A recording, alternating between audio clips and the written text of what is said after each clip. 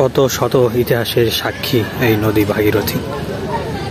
কারণ দ্বিতীয় নম্বর সমাধিটা হচ্ছে ঘসিটি বেগম সিরাজদৌল্লার বড় মাসি, মানে 23শে জুন 1757 সালের যে যুদ্ধ হয়েছিল ইংরেজদের সঙ্গে, সেই যুদ্ধে নবাব হেরে যাওয়ার মূল কারণ ইনি। লালবাগ যেই ফেরিঘাটটা আছে ওখান থেকে খোঁজবাগ ফেরিঘাটে এসেছি 5 রুপিতে নৌকা ভ্রমণের মাধ্যমে। আমরা ঘুরে দেখছি খোঁজবাগের সেই ঐতিহাসিক স্থান। এই কবরটা খোঁজবাগের প্রথম করা হয়, যেটা সিরাজ নিজের হাতে করেছিল। সিরাজউদ্দৌলা নিজে হাতে করে গেছেন। এখন আছি খোঁজবাগে, যেখানে বাংলার শেষ নবাব সিরাজউদ্দৌলাকে দাফন করা হয়েছে, যার সমাধি রয়েছে লুৎফুন্নেসা বেগম এবং নবাব সিরাজউদ্দৌলা এবং পলাশির যুদ্ধে যিনি ষড়যন্ত্র করেছিলেন, যার ফলে নবাব হেরে গিয়েছিল। নবাবের বড় খালা ঘসেটি বেগমের সমাধি রয়েছে এটার ভিতরে, এবং নবাবের নানা আলীবর্দী খানের কবরও রয়েছে এটার ভেতরেই। মিরন ইনাদের খাওয়ারে বীজ দেওয়া হয়েছিল ষড়যন্ত্র করে, প্ল্যানফুলি ষড়যন্ত্র করে খাওয়ারে বীজ দিয়ে দিয়েছিল। কিন্তু এটা হচ্ছে শওকত জং, যিনি বিহার পূর্ণিয়ার শাসনকর্তা ছিলেন, বিহারের শাসনকর্তা পূর্ণিয়া। আর বন্ধুরা, আমি লালবাগ মোড় থেকে আস্তাবল মোড় যেটা আর কি, সেখান থেকে একটা অটোতে করে 10 টাকায় চলে আসলাম লালবাগ সদরঘাটে। এই হচ্ছে লালবাগ সদরঘাট, আর এদিকটা আসছে বহরমপুর থেকে। আপনারা চাইলে বহরমপুর থেকেও সরাসরি সদরঘাটে আসতে পারেন। যারা খোঁজবাগে যাবেন, নবাব সিরাজউদ্দৌলার যেখানে সমাধি, ঘসেটি বেগমের সমাধিও সেখানেই রয়েছে। আর আমি যাব সেই স্মৃত বিজড়িত নবাবের সমাধিতে, তাই আসলাম সদরঘাটে। এখানে যে ভাগীরথী নদীটা রয়েছে তার উপরে নৌকা পারাপারের ব্যবস্থা করা হয়েছে। আমি সেখানে গিয়ে খেয়া পার হব। এখানে সম্ভবত 5 রুপিতে খেয়া পার হওয়া যায়, 10 মিনিট পর পরেই একটা করে নৌকো ছেড়ে যায়। আমি এখান থেকে খেয়া পার হয়ে চলে যাব নবাবের সমাধিতে। আর ওপার থেকে আমি কিভাবে যাচ্ছি পুরো ভিডিও দেখতে থাকুন।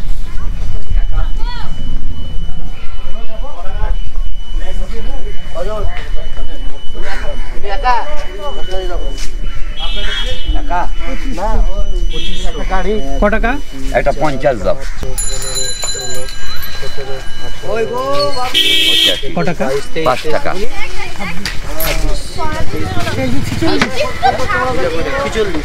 টিকিট লাগবে না? না। 5 টাকা দিয়ে আমি মূলত এখানকার গেট পাস নিলাম আর কি। এই নৌকোটাতে করেই চলে যাব খোঁজবাগে। বিশাল বড় নৌকা, অনেকগুলো বাইকও ভিতরে অলরেডি।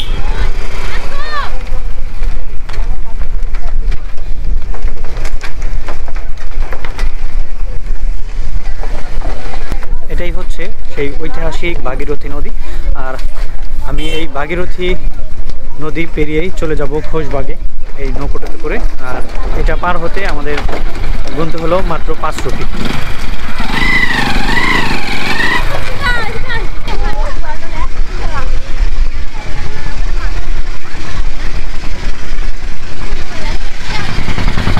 লালবাগের সদরঘাট থেকে অলরেডি আমাদের যেই খেয়াপাড়ের নৌকাটা রয়েছে সেটা অলরেডি ছেড়ে দিয়েছে। দেখা যাক কতক্ষণ সময় লাগে।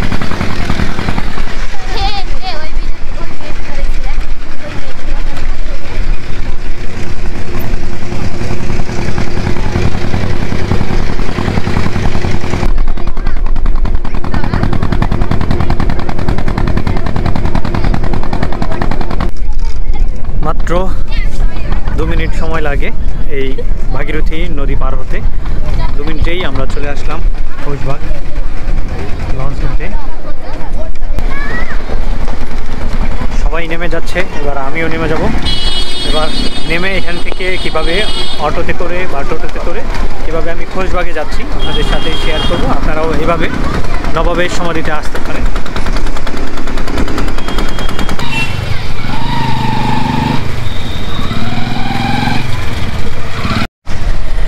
বন্ধুরা, এখন অবাক করা একটা ব্যাপার দেখাবো। এই আমি যে নৌকাটাতে করে আসলাম, এই নৌকাটাতে করে এই 4 চাকার এই গাড়িটিও চলে যাবে ওপারে লালবাগ সদরঘাটে।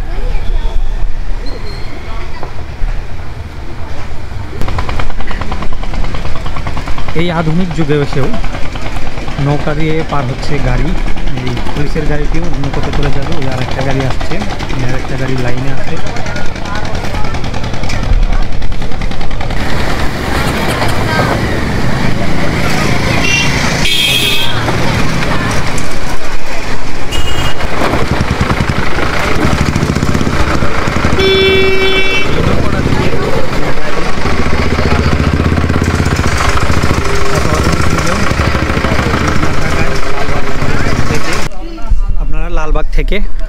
খোশবাগের ফেরিঘাটে এই পারে আসলেই এখানে দেখবেন প্রচুর পরিমাণে টোটো রয়েছে। এইসব টোটোতে করেই আপনারা চলে যেতে পারবেন বাংলার শেষ নবাব, স্বাধীন নবাব, নবাব সিরাজউদ্দৌলার সেই স্মৃতিবিজড়িত সমাধিতে। আমি এখান থেকে একটা টোটো করে যাব, দেখি টোটো কত টাকা চাই। যেহেতু আমি একা, সেজন্য হয়তো একটু বেশি করতে পারে, তারপরেও কথা বলে দিই। আমি লালবাগ যেই ফেরিঘাটটা আছে ওখান থেকে খোশবাগ ফেরিঘাটে এসেছি 5 রুপিতে নৌকা ভ্রমণের মাধ্যমে, মানে নৌকা দিয়ে খেয়া পারাপার করা হয়। আর এখানে বেসিক্যালি যদি আপনারা 4-5 জন আসেন তাহলে মানে টোটো যে আছে টোটোতে গিয়ে পোষাবে, মানে যাওয়ার ভাড়া মাত্র 20 টাকা, আর ব্যাক করলে জনপ্রতি 40 টাকা, ওভাবে মিটিয়ে যেতে হয়। যেহেতু আমি একা আছি, আমাকে একাই টোটো নিয়ে যেতে হচ্ছে।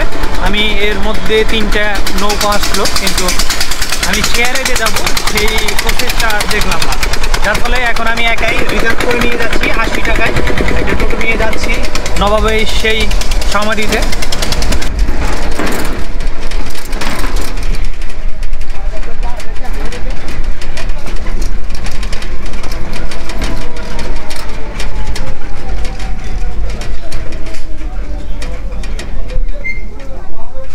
আপনি কোথায় যাবেন? এখানেই যাবেন? ঠিক আছে। আমি এখন আছি স্বাধীন বাংলার শেষ নবাব, নবাব সিরাজউদ্দৌলা যেখানে শায়িত আছেন সেই সমাধিতে। আর এখানে তার খালা ঘসেটি বেগমেরও সমাধি রয়েছে। এখন আমি ভিতরে প্রবেশ করব।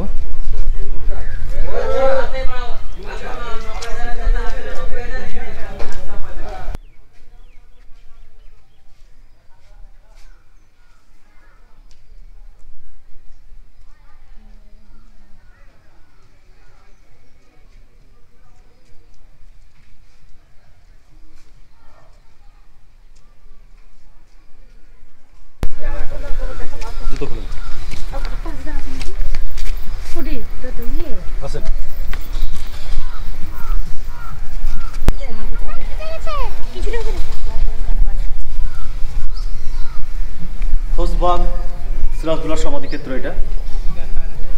এখানে আপনার পুরো পরিবারের সমাধি আছে ওনাদের, মোট 34 জনের। আমি আপনাকে এখান থেকে বলতে বলতে নিয়ে চলে যাব। লাস্ট হচ্ছে সিরাজউদ্দৌলার সমাধি। সারফুন্নিসা বেগম নবাব আলীবর্দী খাঁ ওনার মিসেস, মানে সিরাজউদ্দৌলার নানির সমাধি।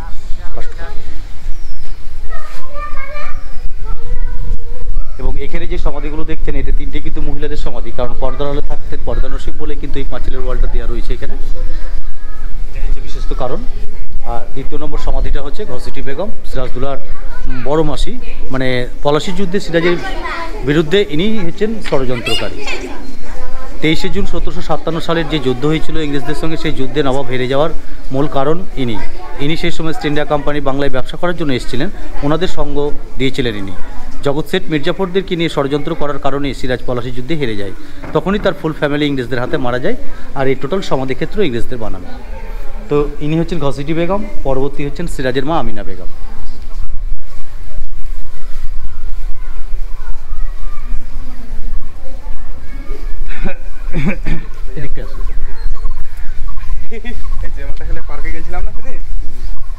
আমরা ঘুরে দেখছি খোশবাগের সেই ঐতিহাসিক স্থান জীবন।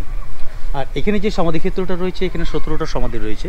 নবাব সিরাজউদ্দৌলা বন্দি থাকা অবস্থায় এরা সবাই সিরাজউদ্দৌলার সঙ্গে দেখা করতে গিয়েছিল, তখন ওই সময় মির্জাফরের ছেলে মিরন তাদেরকে ষড়যন্ত্র করে মেরে দিয়েছিল। এই হচ্ছে সেই সমাধিক্ষেত্র 17 জনের, যাদেরকে ষড়যন্ত্র করে হত্যা করা হয়েছিল।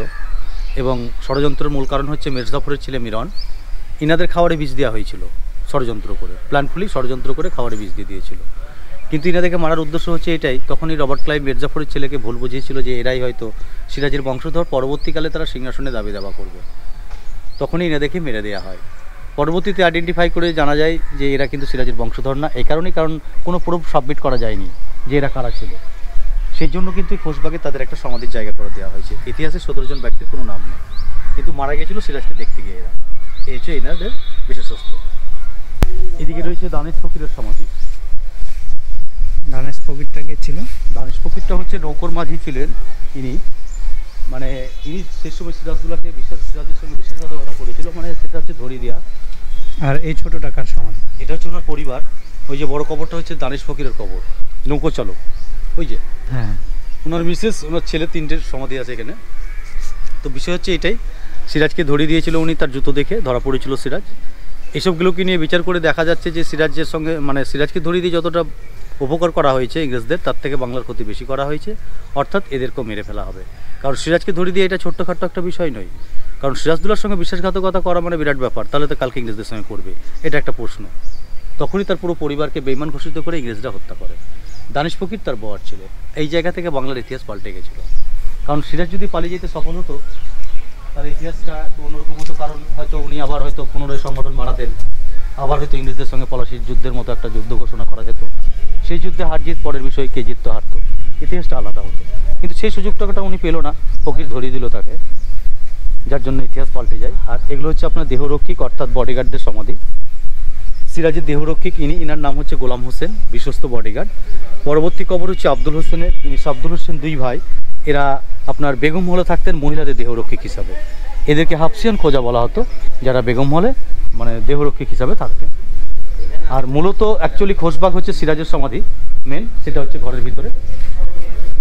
সামনের যে বড় কবরটি দেখা যাচ্ছে ওটা হচ্ছে নবাব আলীবর্দী খাঁর কবর, সিরাজের দাদু, মানে যে কবরটা সিরাজ করেছিল আর কি। এবং পাশেই রয়েছে তার দরিদ্র সিরাজ, মানে নেমপ্লেট, এটি হচ্ছে নবাব সিরাজউদ্দৌলার সমাধি। এটাই নবাব সিরাজউদ্দৌলার সমাধি। নবাব সিরাজউদ্দৌলার সমাধি, বাংলার শেষ স্বাধীন নবাব সিরাজউদ্দৌলার সমাধি। এবং এখানে 4টে কবর রয়েছে, তার ভিতরে এই হচ্ছে শেষ স্বাধীন নবাব সিরাজউদ্দৌলা, এবং পাশে তার ভাইয়ের কবর রয়েছে, মির্জা মেহেদি পালিত ভাই আর ওনার ওয়াইফ। এটা হচ্ছে লুৎফার নেশার কবর, ওনার বিশেষ সিরাজউদ্দৌলার বিশেষ লুৎফার নেশার কবর। এবং তার পরবর্তী পাশের যে সমাধিটি দেখছেন, সিরাজের হয়ে যিনি নাচগান করতেন, গুপ্ত কবর সংগ্রহ করতেন, আলিয়ার সমাধি, ইনি হচ্ছেন মোহনলালের বর। এবং ইনাদের পাশে রয়েছে আরেকটি কবর, এই যে সমাধিটি দেখছেন, ইনি হচ্ছেন সিরাজের একমাত্র সন্তান, মেয়ের সমাধি সিরাজউদ্দৌলা। খুবই কম বয়সে মারা যান, মাত্র 5 বছর বয়সে, মির্জাফরের ছেলে মিরনের হাতে মারা গিয়েছিল। আর এই যে বড় কবরটি দেখালাম আপনাকে প্রথমত ফার্স্ট গেট থেকে, এটা হচ্ছে নবাব আলীবর্দী খাঁর সমাধি, সিরাজের দাদুর সমাধি। মানে এই কবরটা খোশবাগের প্রথম করা হয়, যেটা সিরাজ নিজের হাতে করেছিল, সিরাজউদ্দৌলা নিজের হাতে করে গেছে। এদিকে আরো দুটো সমাধি রয়েছে। সামনের যে কবরটি দেখছেন, ওই যে সামনের, এটা হচ্ছে শওকত জং, যিনি বিহার পূর্ণিয়ার শাসনকর্তা ছিলেন, বিহারের শাসনকর্তা পূর্ণিয়া, আর ওনার মিসেস মতি বেগমের কবর রয়েছে এটা। মানে এই যে সমাধিক্ষেত্রটা দর্শন করলেন, এটাই হচ্ছে সিরাজউদ্দৌলার মেইনলি পরিবার, এটাই। এবং এদের পরিবারের সুন্দর একটি মসজিদ রয়েছে বাইরে, আসুন দেখা যায়।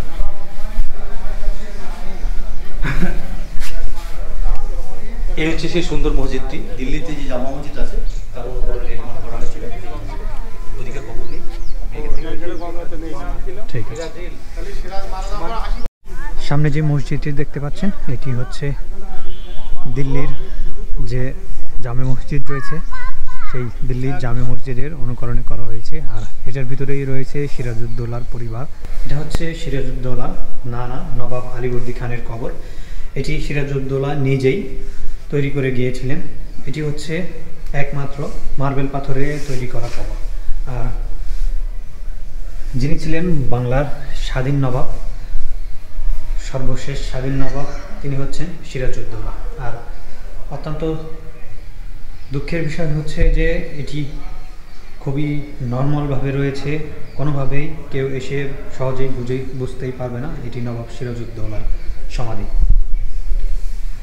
অবহেলা অযত্নে পড়ে রয়েছে নবাব সিরাজউদ্দৌলা, যিনি একটা সময় স্বাধীন বাংলা নবাব ছিলেন, যিনি ছিলেন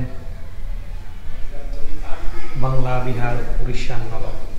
এই সেই সিরাজউদ্দৌলা এখানে ঘুমিয়ে আছে।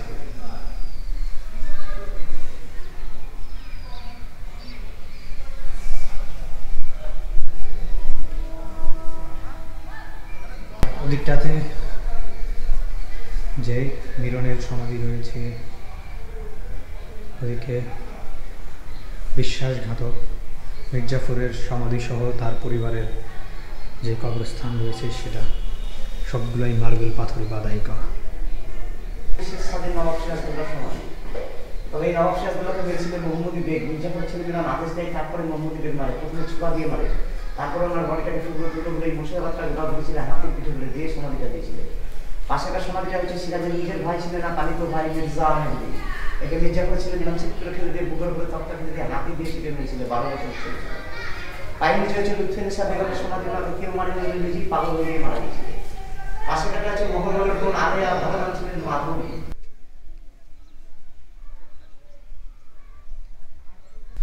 আমরা এসেছিলাম স্বাধীন বাংলার শেষ নবাব নবাব সিরাজউদ্দৌলা এবং তার পরিবার, তার নানা নবাব আলীবর্দী খান এবং লুৎফুন্নেসা বেগমের সমাধি দেখতে। সেখানে এসে মালদার কিছু ব্রাদারদের সাথে দেখা হয়ে গেল, ভাই ব্রাদার পেয়ে গেলাম, ওনাদের সাথেই পরিচয় হয়ে নিলাম মাত্রই। আপনারা কতজন আসছেন? আমরা আসছি প্রায় 10 জন। 10 জন। মালদা থেকে। সবাই কি ফ্রেন্ড? হ্যাঁ, সবাই ফ্রেন্ড। আচ্ছা, এর আগে কি কখনোই মুর্শিদাবাদে আসা আমার আসা হয়নি, আমার ফার্স্ট টাইম। আমাদের ফার্স্ট টাইম। সবারই ফার্স্ট টাইম। হ্যাঁ। আচ্ছা, এত কাছ থেকে তারপরে ফার্স্ট টাইম। ও আমি চলে আসছি সেই বাংলাদেশ থেকে শুধুমাত্র ইতিহাস জানার জন্য। নবম দশম শ্রেণীতে এই ইতিহাস অনেক পড়েছি। আমরাও পড়েছি কিন্তু আসা হয়নি। আচ্ছা আচ্ছা, বাংলাদেশে আসার দাওয়াত রইল আপনাদের। হ্যাঁ, সময় একদিন করে যাবো, চলে সময় আসবেন। আর বাংলাদেশে আমার বাসা টাঙ্গাইল ডিস্ট্রিক্ট। টাঙ্গাইল ডিস্ট্রিক্ট। হ্যাঁ, চলে আসবেন। ঠিক আছে। সবার দাওয়াত রইল। ঠিক ভালো আছে। থাকবেন, আমার জন্য ঠিক আছে। দোয়া করবেন। আর আচ্ছা। চ্যানেলটা সাবস্ক্রাইব করে দেবেন চ্যানেলটা। অবশ্যই। আমি এসেছিলাম খোশবাগে, ওদিকটা লালবাগের ফেরিঘাটটা পার হয়ে আমি এসেছিলাম খোশবাগ ফেরিঘাটে। সেখানে এসে একটু বিপাকে পড়ে গেলাম আমি কিভাবে অটো নিতে পারি, যেহেতু আমি একা। সেখানে 20 টাকা করে ভাড়া থাকলেও আমাকে রিজার্ভ করে নিয়ে আসতে হয়েছে। আমি আঙ্কেলের অটোটা নিয়ে এসেছি 80 টাকায় রিজার্ভে। সিঙ্গেলে আমি এসেছি, আবার সিঙ্গেলেই চলে যাব। উনি অনেক আন্তরিক একজন ভালো মানুষ। আপনারা যারা লালবাগ এবং এই এরিয়াটা খোশবাগের এখানে রোশনীবাগ সহ হিরাজিলের কিছু ধ্বংসাবশেষ রয়েছে নদীর পাড়টাতে, আপনারা যারা ঘুরে দেখতে চান তারা আমার ভিডিওর ডিসক্রিপশনে আমি তার নাম্বারটা দিয়ে রাখবো। আপনারা অবশ্যই নাম্বারটা চেক করে নেবেন, তার সাথে দরদাম করে নেবেন। যে কটা প্লেস ঘুরবেন সেভাবেই উনি রেটটা বলে দিবে, সমস্যা নেই। উনি খুবই ভালো মানুষ। আপনারা আসলে অবশ্যই তাকে খুঁজে নিয়ে ঘুরে দেখতে পারেন, পুরো লালবাগ, পুরো মুর্শিদাবাদ। ঠিক আছে, আপনার নামটা একটু বলে দেন। আমার নাম শেখ সরফরাজ। শেখ সরফরাজ আঙ্কেল। আমি ওনার নাম্বার এবং নাম সহ ডেসক্রিপশনে দিয়ে দেব, আপনারা ডেসক্রিপশনটা চেক করে নেবেন। মোটামুটি ব্যথিত মন নিয়ে সিরাজউদ্দৌলার যে সমাধি ছিল, সমাধি দেখে মনটা ব্যথিত হয়ে গেছে। এখন আমি এই রাস্তা ধরেই চলছি আবারও সেই ফেরিঘাটের দিকে। আমি ফেরি পার হয়ে এবার চলে যাব মতিঝিলের দিকে। তবে দুঃখের বিষয় হচ্ছে এই যে রাস্তাটা দেখছেন, এটা কিন্তু পিচ ঢালা রাস্তা না, ব্লক করা রাস্তা। এটা ইতিহাসের একটা গুরুত্বপূর্ণ স্থান। আর বাংলার প্রত্যেকটা মানুষ এই সিরাজউদ্দৌলা, যিনি নবাব ছিলেন, শেষ নবাব, তার কথা জানে না। বাংলায় যে কথা বলতে পারে এরকম কোনো ব্যক্তি নাই যিনি নবাব সিরাজউদ্দৌলার নাম জানে না। 1 বছরের কম সময়ে তিনি নবাব থাকা সত্ত্বেও তিনি বাংলার সবচেয়ে জনপ্রিয় নবাব ছিলেন। কিন্তু তার সমাধিতে যাওয়ার রাস্তাটা খুব বেশি ভালো মনে হলো না। এটা পিচঢালা বা সেরকম একটা আধুনিকতার ছোঁয়া পেতেই পারত, কিন্তু ব্যাপারটা দেখেন। পিডব্লিউর কাছে আমার অনুরোধ থাকবে, যেহেতু এটা একটা ইন্টারন্যাশনাল ট্যুরিস্ট পর্যটক স্পট আর কি, তো এই রাস্তাগুলো অবশ্যই আপনারা একটু ফলো করার চেষ্টা করবেন, যাতে করে বাইরের যারা ট্যুরিস্ট আসবে তাদের কাছে আপনাদের মানে কোনো ব্যাড রেপুটেশন তৈরি না হয়।